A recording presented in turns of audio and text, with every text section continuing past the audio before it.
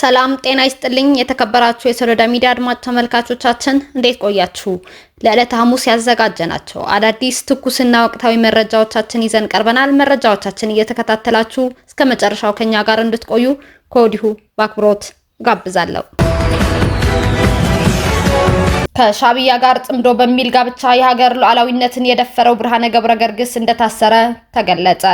ጽምዶ በአማርኛ አቻ ቃሉ ጥንድ ወይም ጥምረት መፍጠር በሚል ከሻዕቢያ ጋር የተጀመረው ግንኙነት የህወሓት አክቲቪስት ብርሃነ ገብረገርግስ በቅጽል ስሙ ልፍዓተይ ተስፋና የሻዕቢያው አክቲቪስት አውል ሰኢድ ነበር የተጀመረው። ሁለቱም የህወሓትና የሻዕቢያ አክቲቪስቶች የኢትዮጵያን ዳር ድንበር በመጣስ የሀገር ሉዓላዊነትን ክብር ወደ ጎን በመተው ጽምዶ የሚባል የጋራ ጥምረት በመፍጠር በኢትዮጵያ ላይ ለማመጽ ጦርነት ለማስነሳት ቆርጠው እንደተነሱ ባደረጉት ቃለ ምልልስ ተሰምተዋል።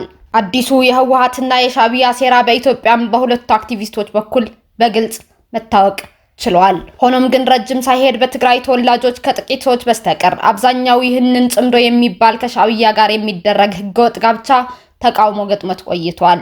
ከዚህ በዘለለም በህወሓቱ አክቲቪስት ብርሃነ ገብረገርግስ ልፍዓተይ ተስፋ ላይ በጥይትና በቦምብ የታገዘ የመግደል ሙከራ እየተደረገበት እንደቆየም በማህበራዊ ሚዲያ ሲዘዋወር ቆይቷል። ብርሃነ ይህንን የሀገር ሉዓላዊነትን በመጣስ ያደረገው ህገወጥ ግንኙነታችን ፌዴራል መንግስት አይመለከተውም፣ እስኪ ልብ ያለው ያስቆመን፣ ልክ እናስገባቸዋለን እያለ ሽለላና ቀረርቶውን ሲደሰኩር የነበረ ቢሆንም ትናንትና ሚያዝያ 29 2017 ዓ.ም ማምሻውን በፖሊስ ተይዞ እስር ቤት መግባቱን ተሰምቷል። የተያዘውን በመቀሌ ከተማ ቢሆንም ፌዴራል መንግስት የሀገር ሉዓላዊነትን በመጣስ ወንጀል ተፈላጊ ያለው በመሆኑ የትግራይ ክልል ጊዜያዊ አስተዳደር በፌዴራል መንግስት ትዕዛዝ የያዘው መሆኑን በስፋት እየተነገረ ይገኛል።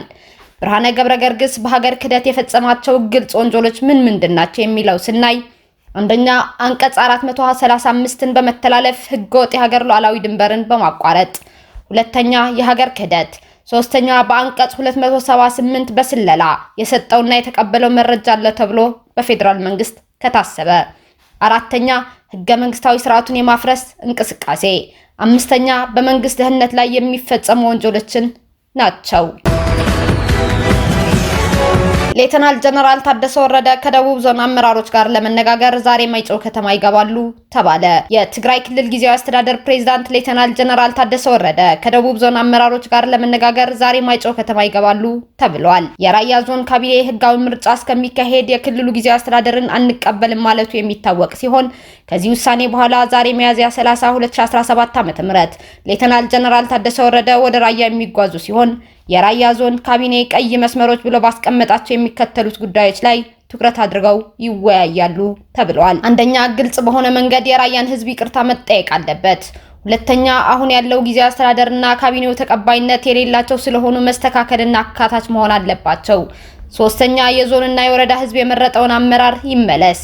አራተኛ፣ በጥር ወር አጋማሽ ላይ የትግራይ ታጣቂዎች ከፍተኛ አዛዦች ማለትም ከኮር በላይ ስብሰባ ካካሄዱ በኋላ በሰራዊት ያለን እምነት ፈርሷል። ስለዚህ ሰራዊቱ ከከተሞቻችን ወጥቶና በገለልተኛ ቦታ ይቀመጥ በማለት ቅድመ ሁኔታዎችን አስቀምጧል ተብሏል። ሱዳን ከተባበሩት አረብ ኤሚሬቶች ጋር ያላትን ዲፕሎማሲያዊ ግንኙነት አቋረጠች። ሱዳን ከተባበሩት አረብ ኤሚሬትስ ጋር ዲፕሎማሲያዊ ግንኙነቷን ያቋረጠች ሲሆን የኤምባሲ ሰራተኞቿን ከአቡዳቢ ወደ ሀገር ቤት እንዲመጡም አዛለች። የጸጥታውና የመከላከያ ምክር ቤቱ ባወጣ መግለጫ የባህረ ሰላጤው ሀገር የሆነችው አቡዳቢ ለፓራሚሊቴሪ ፈጣን ድጋፍ ሰጪ ኃይሎች RSF ትደግፋለች በማለት የተባበሩት አረብ ኤሚሬትስ አጥቂ መንግስት ሲል አውጇል። ምክር ቤቱ በተባበሩት አረብ ኤሚሬቶች በሱዳን ሉዓላዊነት፣ የግዛት አንድነትና የዜጎች ደህንነት ላይ የተፈጸመውን ጥቃት ከ2 ዓመታት በላይ ዓለም ሁሉ አይቷል ብለዋል። ውሳኔው የተላለፈው የዓለም አቀፍ ፍርድ ቤቱ ICJ የሱዳንን ክስ ውድቅ ካደረገ ከአንድ ቀን በኋላ ነው። አቡዳቢ በምዕራብ ዳርፉር ግዛት ለRSF ድጋፍ አድርጋለች የሚለውን የሱዳንን ክስ ውድቅ ካደረገ ከአንድ ቀን በኋላ ነው። በሱዳን ውሳኔ ላይ ከተባበሩት አረብ ኤሚሬትስ እስካሁን የተሰጠ መግለጫ የለም። መረጃው ዳጉ ጆርናል አስነብቦታል። የአሜሪካ ተዋጊ ጄት የማረፍ ሙከራ ሳይሳካለት በመቅረቱ ቀይ ባህር ላይ ወደቀ።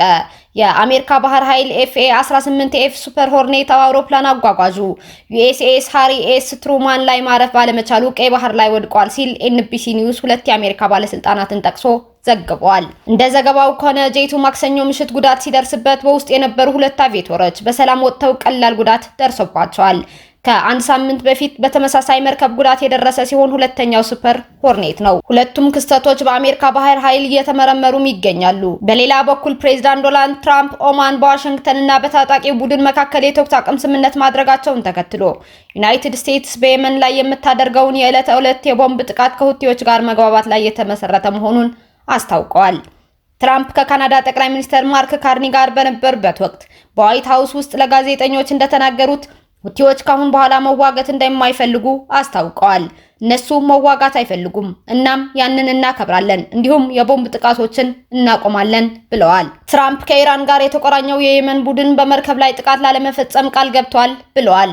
ጥቃቶቹ ፍልስጤማውያንን የሚደግፉ ናቸው በማለት የጋዛ ጦርነት ከጀመረ ብዙም ሳይቆይ እነዚያ ጥቃቶች እንደ አውሮፓውያን አቆጣጠር በጥቅምት 2023 መጀመሩ ይታወሳል። ቃላቸውን እቀበላለሁ እናም የሁቲዎችን የቦምብ ጥቃት ወዲያውኑ እናስቆማለን ሲሉ የአሜሪካው ፕሬዝዳንት ዶናልድ ትራምፕ ተናግረዋል።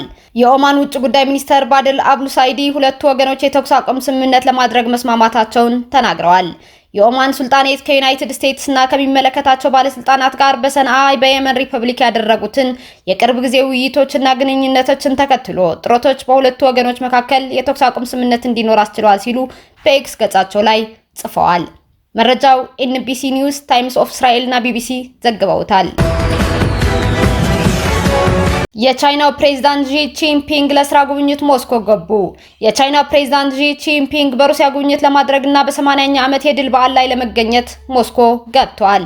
ዢ ከፑቲን ጎን በመሆን በሁለተኛው የዓለም ጦርነት ናዚ ጀርመን የተሸነፈበትን 80ኛ ዓመት በዓልን አስመልክቶ በቀዩ አደባባይ በሚደረገው ወታደራዊ ትርኢት ላይ ይገኛሉም ተብሏል። ከዚህ ባለፈ የቻይና ልዑክ በቆይታው በተለያዩ ዘርፎች ስምምነቶችን እንደሚያደርግም ይጠበቃል። እንዲሁም ሁለቱ መሪዎች በሁለትዮሽ ጉዳዮች በዩክሬንና በሩሲያ ጦርነት ብሎም ከአሜሪካ ጋር ባላቸው ግንኙነት ላይ ይወያያሉ ተብሎ እንደሚጠበቅም ክሬምሊን አስታውቋል። የቻይናው ፕሬዝዳንት ዢ ጂንፒንግ በሩሲያ የሚያደርጉት ጉብኝት በሁለቱ ጎረቤት ሀገራት መካከል ያለውን ግንኙነት ይበልጥ የሚያጠናክር መሆኑን የቻይና ሚዲያዎች እየዘገቡት ይገኛሉ። ሲኤንኤን፣ ሮይተርስ መረጃውን አጋርተዋል። በመጨረሻም የትራምፕ የንግድ ጦርነት ተከትሎ አሜሪካና ቻይና በስዊዘርላንድ ሊነጋገሩ ነው። ዩናይትድ ስቴትስ እና ቻይና በዚህ ሳምንት በስዊዘርላንድ የንግድ ንግግር እንደሚያደርጉ የሀገራቱ ባለስልጣናት የተናገሩ ሲሆን የዓለም ሁለቱ ታላላቅ ኢኮኖሚዎች ወደ ተጨባጭ የጋራ የንግድ ማዕቀብ ያደረሱትን ውጥረቶችን ለማርገብ እንደሚፈልጉ አመላካች ተደርጎም ተወስደዋል። የአሜሪካው ፕሬዝዳንት ዶናልድ ትራምፕ በቻይና ምርቶች ላይ የ145 በመቶ ቀረጥ የጣሉ ሲሆን በአጸፋው ቻይና 125 በመቶኛ ቀረጥ በአሜሪካ ምርቶች ላይ ከጣለች በኋላ ይህ ውይይት በዋሽንግተን እና በቤጂንግ መካከል የመጀመሪያው ይሆናል። የዩናይትድ ስቴትስ የገንዘብ ሚኒስትር ስኮት ቤሴንት እና የአሜሪካው የንግድ ተወካይ ጄምሶን ግሬር በዩናይትድ ስቴትስ በኩል በሚደረጉ ንግግሮች ላይ እንደሚገኙ ቢሮዎቻቸው በሰጡት መግለጫ አስታውቀዋል። የቻይናው ምክትል ጠቅላይ ሚኒስትር ሄ ላይፊንግ ቤጂንግን እንደሚወክሉ የቻይና የውጭ ጉዳይ ሚኒስትር በመግለጫው ገልጸዋል። ረጅም የንግድ ጦርነት በዓለም ኢኮኖሚ ላይ ከፍተኛ ጉዳት ሊያደርስ ይችላል በሚል ስጋት ነጋዴዎችና ባለሀብቶች በአሜሪካና ቻይና ውጥረት ውስጥ የመቀዝቀዝ ምልክቶችን ለማየት በጉጉት ሲጠባበቁ ቆይተዋል። የዓለም አቀፉ የገንዘብ ተቋም ባለፈው ወር በ2025 የዓለም አቀፍ እድገት ትንበያውን ከ3.3 በመቶ ወደ 2.8 በመቶ ዝቅ ያደረገ ሲሆን ይህም በትራምፕ የንግድ ጦርነት ተጽዕኖ የተነሳ ነው። በዚህ ዓመት የአሜሪካ ኢኮኖሚ ወደ ማሽቆልቆል ሊያመራ እንደሚችል ኢኮኖሚስቶች እያስጠነቀቁ ሲሆን ጄፒ ሞርጋን የምርምር ማዕከል የአሜሪካ ኢኮኖሚ ማሽቆልቆሉን እድሉን ወደ 60 በመቶ አድርሶታል። የዩናይትድ ስቴትስ ኢኮኖሚ በመጀመሪያው ሩብ ዓመት 0.3 በመቶ ቀንሷል። አብዛኛው የትራምፕ ታሪፍ ስራ ላይ ከመዋሉ በፊት ባለው ጊዜ ውስጥ የተመዘገበ ሲሆን ከ2022 ዓመት ወዲህ የመጀመሪያው የኢኮኖሚ መቀዛቀዝ ተደርጎም ተወስዷል።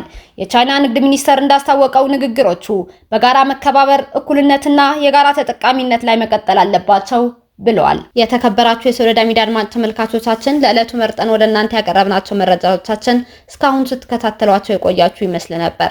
እስካሁን ከኛ ጋር አብራችሁን ስለነበራችሁ እያመሰገንኩኝ በሌሎች መረጃዎች እስክንመለስ እንደተለመደው የሶሎዳ ሚዲያ ቤተሰብ በመሆን ላይክ፣ ሼር፣ ሰብስክራይብ ማድረጋችሁን አትርሱ።